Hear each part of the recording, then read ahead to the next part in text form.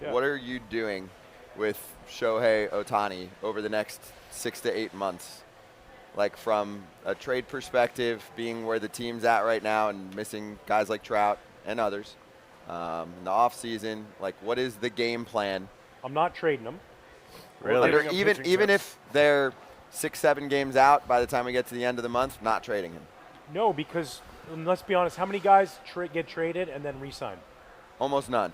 Never. But you have to have Aroldis your Chapman. some knowledge that he's not going to resign if you're not progressing at all with talks with him. Yeah, but the problem, like you know this, like the problem is that guys, as you get closer and closer, it becomes harder and harder to say, yeah, I'll do an extension with, 2 months left to go or a month left to go. As you get closer to be able to go out and get in the baseball Tinder world and get to date whatever team you want for a weekend or a week, Swiping. Yeah, Just it's swiping. like, yeah, not you. Ooh, this looks like a good place to go. I want to see what So I just think that I personally want him on my team, so I want to do everything I can to re-sign him.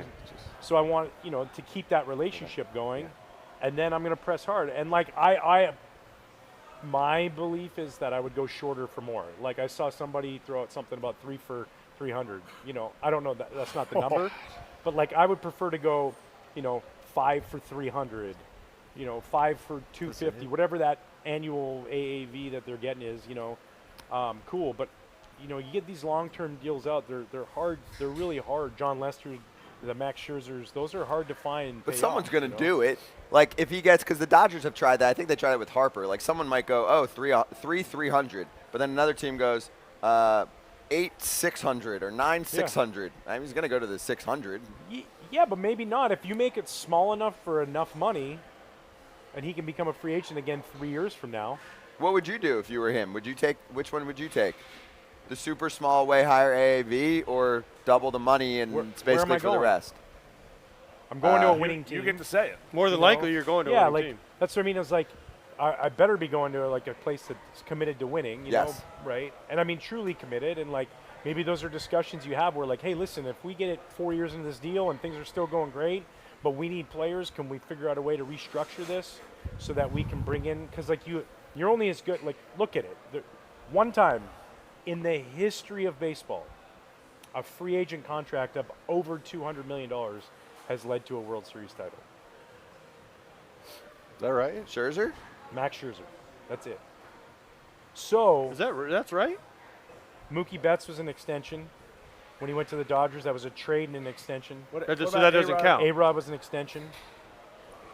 He was a you trade mean a free agent guy you bring he in? didn't win with Texas. It was a trade to the Yankees, and then he they opted out and got an extension.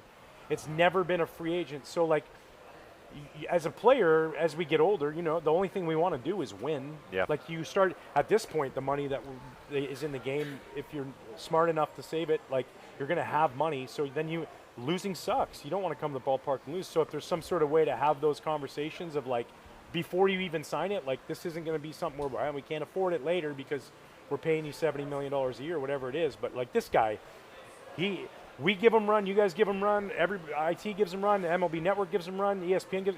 He's not even getting enough run. Yeah. It is ungodly what he does. I know how hard it is to start every fifth day in the big leagues, and then on top of that have to be prepared all those meetings and be ready to hit, and then do them both at elite. Hitter-wise, top, 5 in the game. Pitcher-wise, top 10 in the game. Like, that's crazy, man. To be able to fill both of those spots is unreal. It just doesn't happen. Look at Brendan McKay tried it with Tampa. You got injuries that happen. You got things that come up. This guy is beyond special. Right. It would have been cool if he's just like average at both. He is the best, or one of the best at both. Yeah, he's the 1% of the 1% at both. It's crazy. Yes. Yeah.